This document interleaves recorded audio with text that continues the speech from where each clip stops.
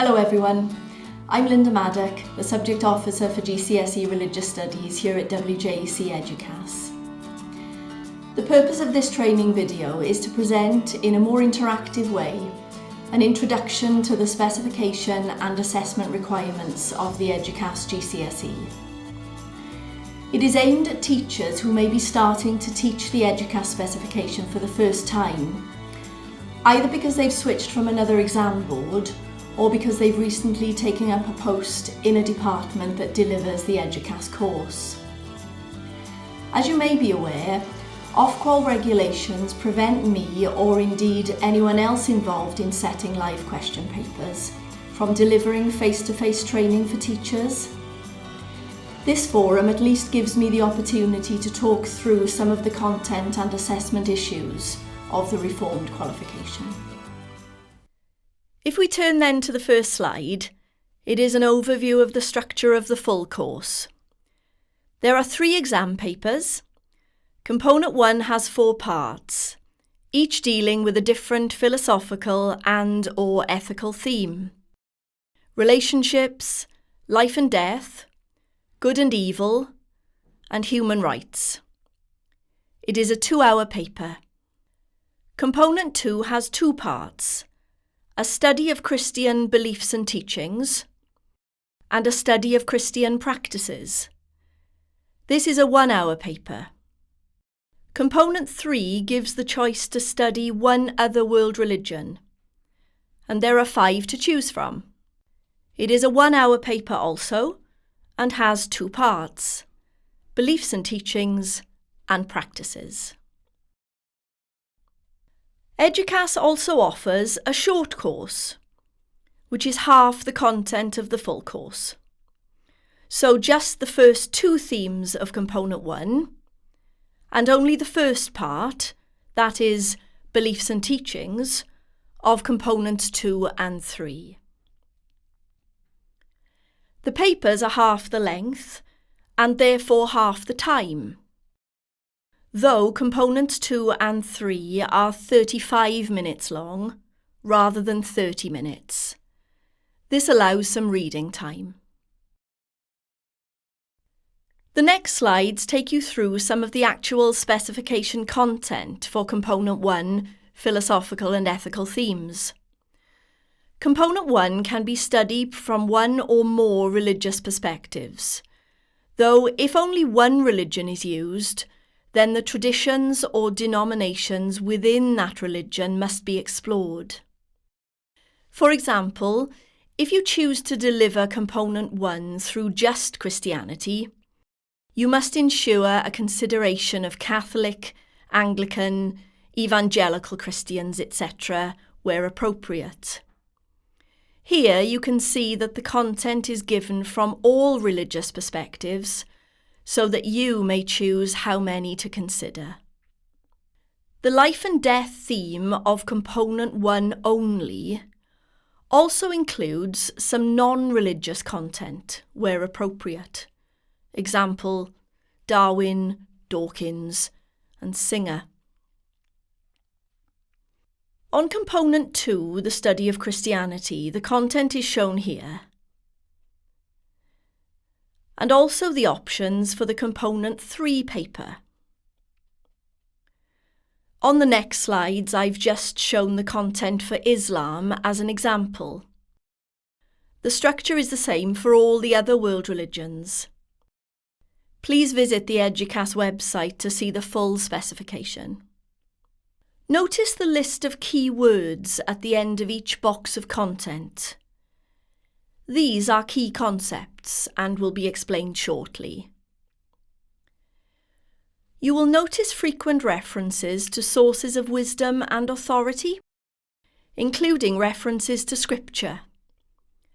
All of these, right across the religions, are given in full in our Sources of Wisdom and Authority booklet on our digital resources site. Here's an overview of the assessment requirements. We can see that there are 4 types of questions that can be asked: A, B, C, and D. A, B and C assess Assessment Objective 1, Knowledge and Understanding, while D questions assess Assessment Objective 2, Analysis and Evaluation. A, B and C are worth 15 marks together, and D is worth 15 marks on its own. A questions will always ask what a key concept means. There are 8 key concepts for each of the 4 themes of Component 1, and 8 key concepts for Components 2 and 3. On the Eduqas Digital Resources website, there is a glossary of the meanings of all of these key concepts. Component 1A questions will ask, what do religious believers mean by? Or what is meant by? Whilst Component 2 and 3A questions will be religion specific and ask, what do Christians mean by? Or what do Hindus mean by, for example. The B questions will ask for a description of something, an event, a practice, a teaching about, a view on, etc. The C questions ask for an explanation of something. However, the C questions in Component 1 only will ask for 2 religious responses, from within one religion or across 2. 2 is enough. There is no point including more, because examiners will be instructed to credit 2 responses. It wouldn't be appropriate to include non-religious responses here, because the question explicitly demands religious views. The AO2D questions ask for a discussion, analysis, and evaluation of a statement. The candidates must engage with the statement in a critical way, and not just offer different explanations of how people might respond to the statement. They must offer different views and judge the statement in terms of its validity, its strengths and its weaknesses, and so on. The life and death D question of Component 1 must also include non-religious perspectives. It is the only question that must. Other D responses may include non-religious responses if the statement lends itself to their inclusion. Be aware that statements that focus in on a particular religion's belief or practice are not usually appropriate for non-religious responses. The next slides show the sorts of questions that can be asked. To save space, I have put them onto one slide.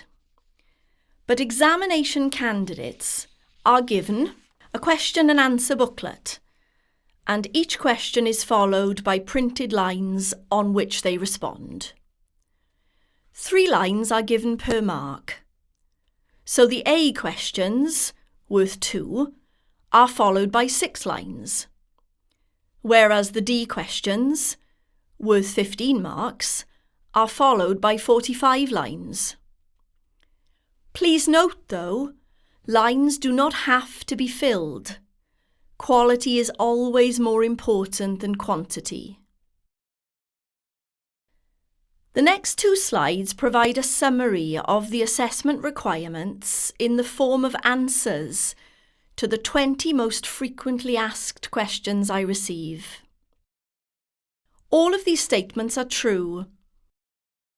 I would ask you to read through these first if you have a query, because the answer may well be there. The second PowerPoint is a PowerPoint of example answers.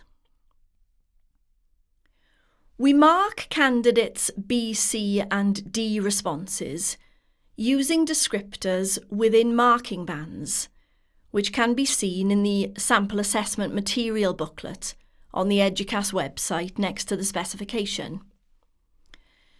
The following slides give an unmarked version of the response to a selection of A, B, C and D questions, followed by a marked version with comments where appropriate.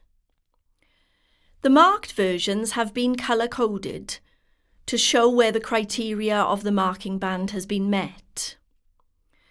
You could use this as an activity with pupils or as a moderation exercise with department colleagues.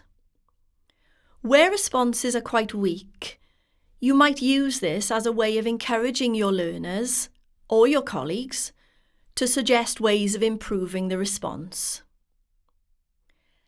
Some of these example responses are available on our digital resources site as an interactive resource, where highlighters can be used on the screen to highlight evidence for the different marking band criteria.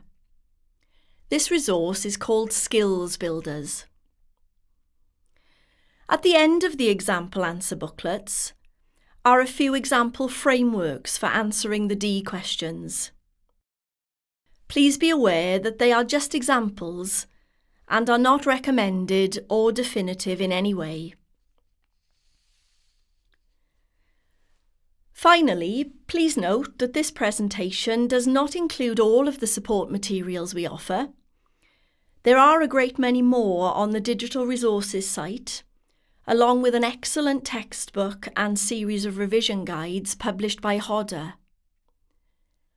We also offer a free half-day training session at your school, where one of our regional support officers can take you through our materials and answer any queries.